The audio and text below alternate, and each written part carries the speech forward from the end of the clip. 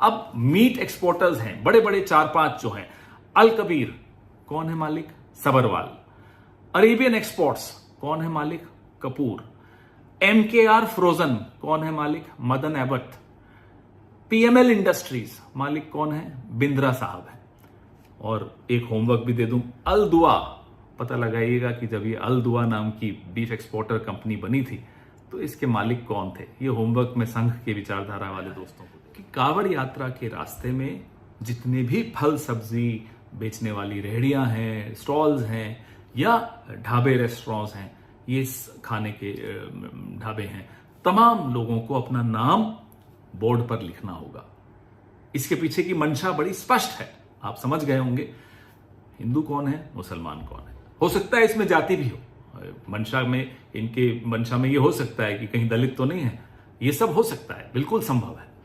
लेकिन हमने इसका कल जब विरोध किया तो जवाब आया, जब हलाल लिखा होता है तब तो आपको कोई आपत्ति नहीं होती। हाँ, बिल्कुल नहीं होती। जब शुद्ध शाकाहारी ही लिखा होता है तब भी हम नहीं पूछते कि साहब ये शुद्ध शाकाहारी जिस रेस्टोरेंट के बोर्ड पे लिखा हुआ है, इसका मालिक क्या हिंदू है, मुसलमान है, जैन है, सिख है, क्या है, हमें कोई फर्क नहीं पड़ता। हमें शुद्ध शाकाहारी खाना है, हम जाकर खा लेते हैं।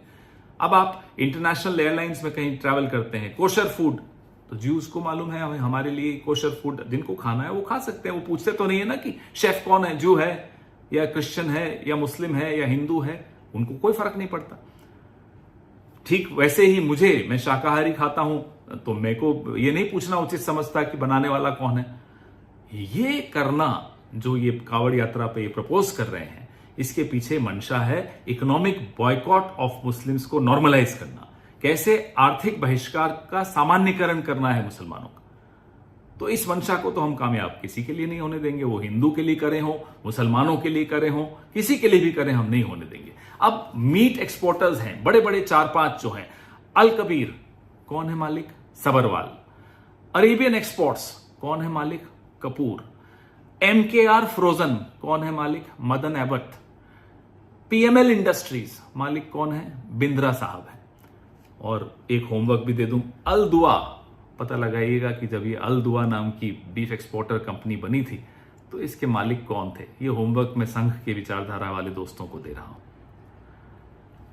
जिस तरह से अगर हिंदू मीट एक्सपोर्ट करता है तो रहती तो वो मीट ही है ना, या दाल चावल बन जाती है, वो मीट ही रहेगा।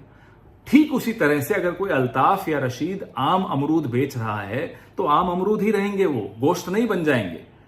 तो ये संघ वाले जो लोग हैं बिना सोचे समझे जब कुछ काम करते हैं तो फंस जाते हैं, पहली ही आर्ग्यूमेंट में धाराशायी हो जाते हैं। लेकिन जो षड्यंत्र ये लोग रच रहे हैं, हमारी आपकी जो एक तहजीब है, अब एक उस तहजीब में मुझे याद आता है अलीगंज लखनऊ में, वहां बड़ा मंगलवार के पीछे की जो कहानी है वो सुनकर बड़ा आनंद आता है। दुर्गा पूजा हो, भगवान जगन्नाथ यात्रा हो, सब में कैसे मिलजुल कर इस तहजीब में हम लोग एक दूसरे के त्योहारों में हाथ बटाते हैं, तैयारियां करते हैं। उस तहजीब पर ये हमला बोल रहे हैं, और ये हमला सिर्फ उस तहजीब पर नहीं बोल रही, हमारे आपके घरों में घुसकर तय करेंगे कि कौन क्या खाएगा, किससे खरीदेगा, क्या कपड़े पहनेगा, किस भाषा में बोलेगा। इनको अपने घरों में घुसने से रोकिए। अगर इनको अपने घरों में घुसने से रोकना है तो इस विचारधारा को अपने मोहल्ले से दूर रखिए, अपनी जीवन से दूर रखिए, अपनी विधानसभाओं और लोकसभाओं से दूर रखिए, अपनी समाज से दूर रखिए। तभी हम अपने इस खूबसूरत हिंदुस्तान की तहजीब को बचा पाएंगे। जय हिंद।